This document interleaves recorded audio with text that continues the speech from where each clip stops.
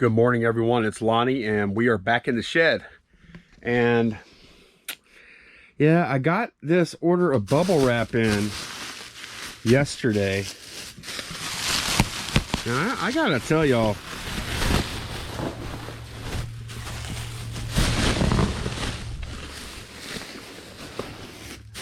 these rolls look kind of skimpy. It's supposedly 700 foot of bubble wrap, and these two rolls don't look the same to me.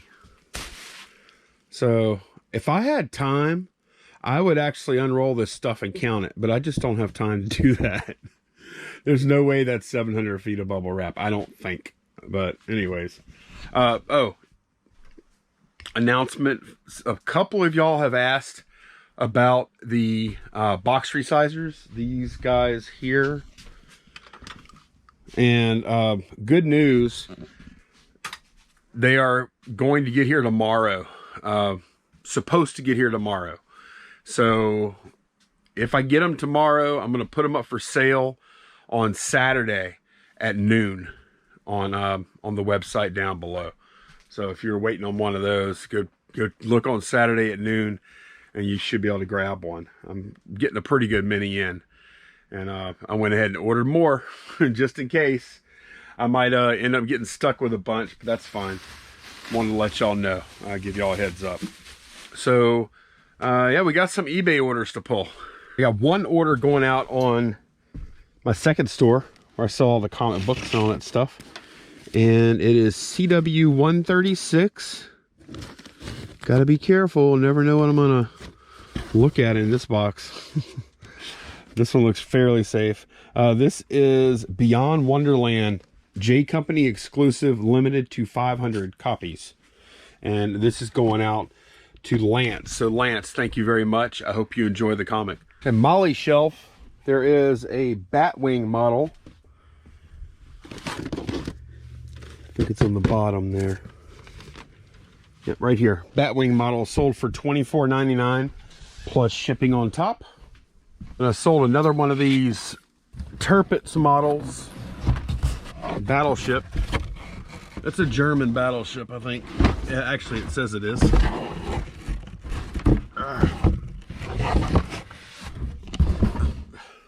Sold that for $14.99 plus shipping on top, and yeah, basically breaking even there.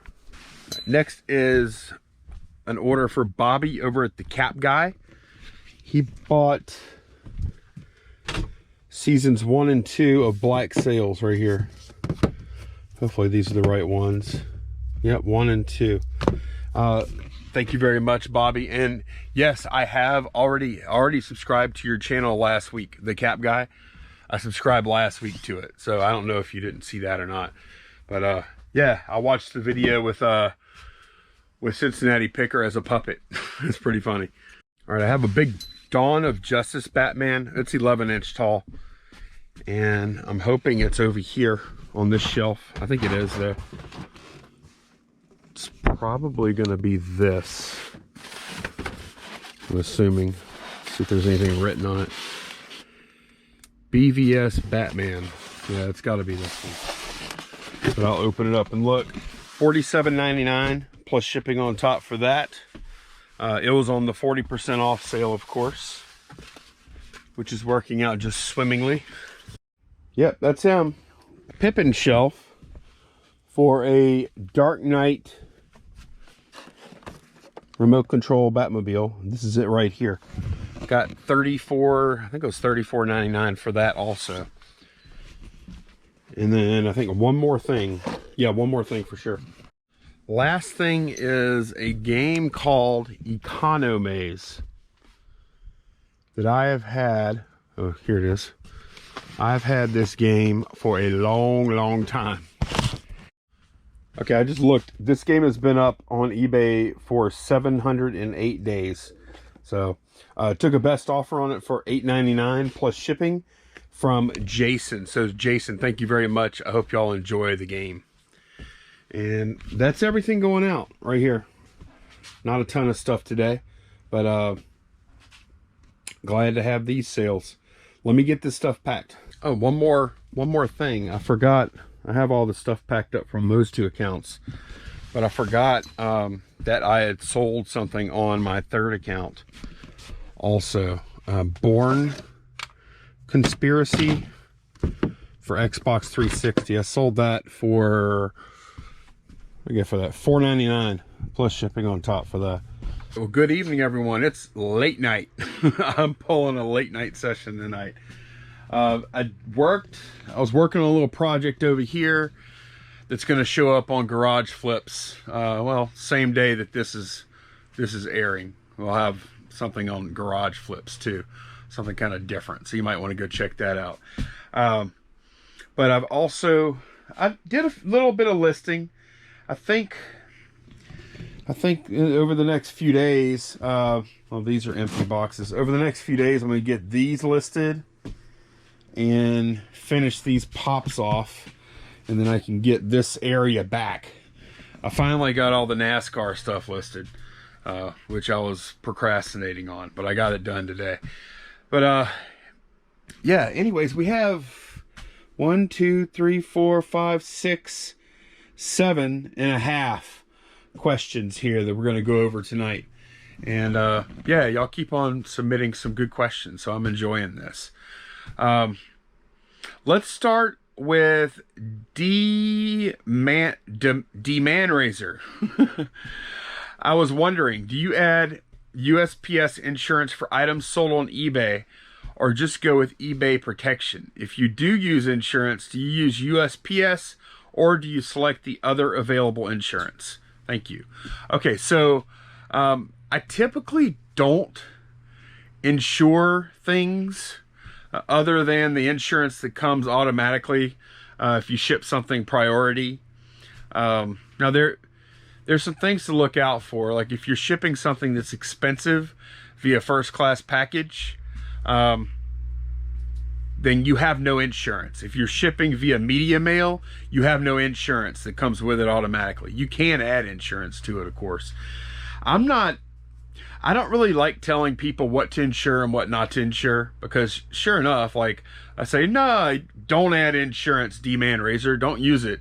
And you'll say, okay, Lonnie said don't use insurance, and then you ship something out for $150, and sure enough, something will happen, you know? So everyone has different levels of risk tolerance when it comes to that. In general, insurance is usually a bad deal, because like the person selling the insurance is making money off of it. The only time I really think you should buy insurance is if it's something that is likely to have something happen to it, or if it's of such a value that it's going to cause you a considerable amount of pain and or worry that something will happen to it. So I typically don't add insurance to stuff unless it gets like over a couple $100, and even then I usually don't. It just depends though. So I'm going to leave that up to you. So I don't guess I really answered that, did I? If you think about that item and you're like, oh, it would really, really hurt me if something happened here, buy the insurance. Buy a little peace of mind. It's worth it in that case. But in general, I would stay away from it, because if I would have insured every single thing that I shipped out of here for the max value I could, I'd be way in the hole in insurance. So self-insure, unless you don't want to. All right, Dave Starr, here's an off-the-wall question. What is/was that Thunder Inn operating hours sign that's prominently displayed on your wall? I'm guessing perhaps a military club. Yes, so this is a really cool sign that I picked up at an estate sale. And I want to say this was a club, NCO or officers club in, I think it was in the Philippines, I believe. And you can see that like they had some operating hours, and then they changed the sign a little bit. I love the graphics on it. It's hand done, and it was probably hanging for quite a while at some base somewhere. That same time, I bought these trays. and this is one of them. I bought 4 trays that day, and this is the only one I have left. The other one sold for pretty good money. You see this one says Pacific Air Forces on it. That's pretty cool. I ought to hang this up too. I really like that. But yeah, I like signs, of course, and that's a cool one. I used to have this up for sale for like stupid money, like $200 or something. I think I've taken it down a while back because I'm never getting rid of it. I love it. Vincent says, speaking of not getting a receipt, I always get a receipt up until now with the situation we're in. I have an item that I dropped off 3 days ago and it still has not gotten scanned in, but the packages I dropped off with that one and the ones days after have been scanned in. Went to the post office and explained the situation, but they obviously were not much help. What's the longest it's taken for one of your packages to be scanned in? Of course, it happened on a $100 item. Yeah, that stinks.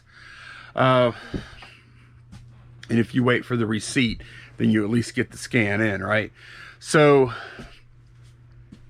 I've not had that where it doesn't get scanned in. Maybe that's happened once on a, not super expensive item. But what I have had happen is I've had items that scan in, and then maybe they scan again, and then they don't get another scan. Like they just disappear in the system. Like it gets scanned in, scan leaving somewhere, and then you never see another scan for like a week or 10 days or something like that. At which point you'll probably get a message from your buyer, hey, where's my item? You go look at the tracking, you're like, oh crap, it's stuck somewhere.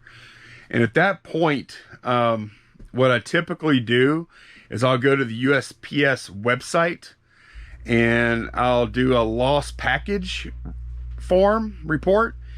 And I've had pretty good success. Now, I have had some that have just stayed missing, but I would say at least half or more after I've done that lost package thing, it makes them look for it or something, and all of a sudden the package starts tracking like within 24 hours. I've had that work successfully quite a few times. So if you have a package that's not showing up, you did the right thing by talking to your post office. Do that lost mail thing too, and on the USPS website, and maybe something will happen, hopefully. And then, just stay in contact with your buyer, buying you some time as long as you can, and then ultimately you'll probably just have to refund them. So yeah, but that does stink. This is from Mike. Hey Lonnie, was wondering what scale you use and if you can link it. And okay, and then they say, whatever reason, the scale I use at home is always 2.5 ounces off from the scale at the post office. Okay, I've had issues with scales plenty of times, and I know a lot of people like, it's this little guy. I still have it around because I use it every now and then, but very rarely. This thing, a lot of people like this Accutech thing, and I don't. This is the second one I've had. The first one crapped out on me. This one is in bad shape too, not just physically. A lot of times I have trouble with it zeroing, or just sketchy looking readings and bad weights a lot of times. And, I don't know. I found them not to be very durable. I'm pretty rough on the scales though, as you can see. But what I ended up buying, and I don't have a link for this, okay?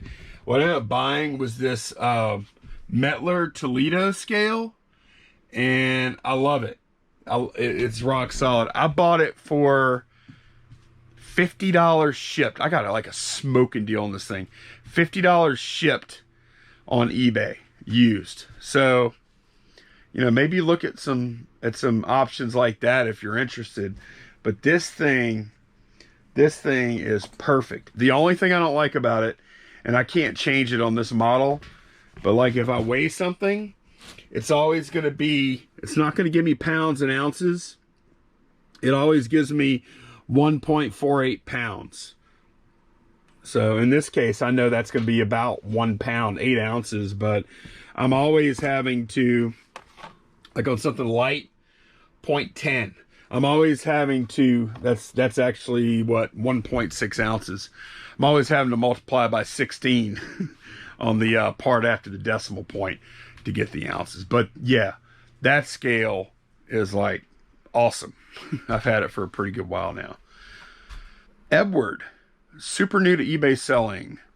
I sent an offer to a watcher. They accepted. Not the first time. No problem, right? Well, for some reason, eBay didn't charge them shipping. I always charge buyers for shipping. I am sending it and paying the shipping. I ended up losing money on the deal. Have you had anything like this happen? I have not. However, a few people I talked to that list on phones, that list on the mobile platform, have had issues where they swear up and down. It's people that I trust too, people that I believe them when they do that, when they say this. They swear up and down that they had calculated shipping on the item, and it ended up doing free shipping instead. So I think this is a known error or bug or whatever on listings that are done with the mobile platform. So I haven't had it because I always do all my listings on the computer.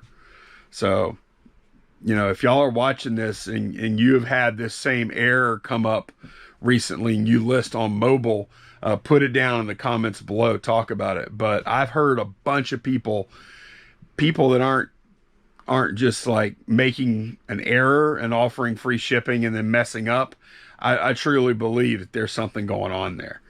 Lonnie, if you have two eBay accounts, are you allowed to add a link to your other account in the description? For example, you may have already listed stamps on account 1 and then listed all of your new stamps on account 2. Can you add an HTML link in the description? Click here to see my other stamp listings on my second account, which links to the other account. I realize the accounts are not linked to buy from, but since it's a link that stays within eBay, it seems to be within the rules. Okay, yeah, you should be fine there. Or actually, I know you're fine there. If you look at, I'll try to remember to link this, but down below, if you look at eBay's links policy, there's all kind of stuff that is prohibited, right? But links in a description are only allowed for the following. And one of them is other eBay pages, other eBay items, store pages, follow seller, add. So other eBay items would, that would qualify. Basically any page on eBay, you can link in your description. And here's the policy right here. Also, another thing some people don't know is that product videos are also allowed under this same policy right there. Legally required information, credit for third-party providers, or freight shipping services approved by eBay. And yeah, so I'll put a link to that link policy, but yeah, you're good to link your other store or your other eBay account. And then finally, we have two questions. One is, and they're both basically asking the same thing. Jane Lord, when you run the % off promos, so items automatically change percentages as the listing time lengthens. Now, if you don't know what she's talking about, if you watch the last video I did, I ran a sale where I did like a filter based on how many days the items had been on the eBay site. So like from 31 to 60 days, I did 10% off. From 61 to 90 days, I did 20% off, and so on. And no, the way I did that, that time frame is not part of the actual sale mechanics. That time frame was just part of that filter I did. So as items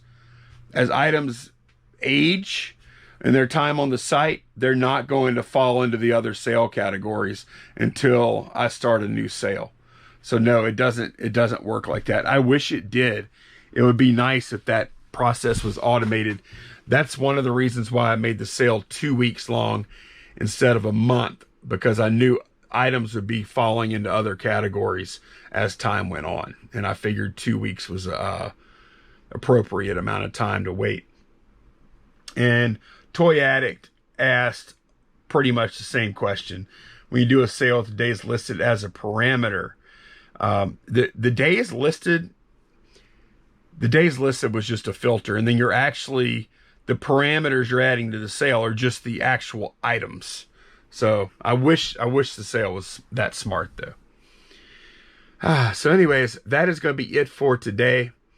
Thank y'all very much for watching. My voice is gone. I should have got some water, some lubrication. Thanks very much for watching. I will see y'all again soon. Take care, guys. Bye-bye.